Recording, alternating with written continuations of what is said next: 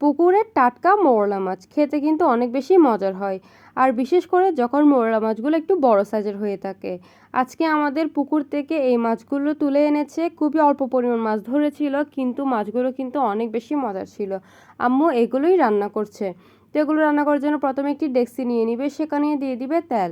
তেলগুলো গরম হয়ে গেলে পেঁয়াজ কুচির সাথে দিয়ে দিবে কাঁচামরিচ মাঝখান থেকে ফালি করা, তারপর দিয়ে দিবে মরিচ বাটা। এগুলোকে দিয়ে ভালো করে নেড়ে চেড়ে কিছুক্ষণ কষিয়ে নিতে হবে। মরিচ কিন্তু আমি একটু অল্প করে দিচ্ছিল, আপনারা চাইলে বেশি করে দিতে পারেন। তারপর এখানে দিয়ে দিল হলুদ গুঁড়ি। এবার এগুলোকে অনবরত নেড়ে চেড়ে তেলের সাথে একদম ভালো করে কষিয়ে নিবে। তেলের সাথে ভালো করে কষা হয়ে গেলে এখানে দিয়ে দিবে বেশ কিছু পরিমাণ পানি ঝোলের জন্য।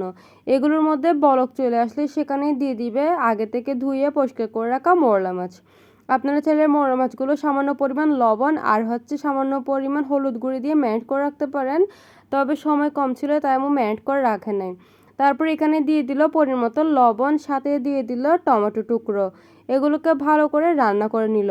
মৌরলা মাছগুলো ভালো করে রান্না হয়ে গেলে উপর দিয়ে ধনেপাতা কুচি ছিটিয়ে দিবে।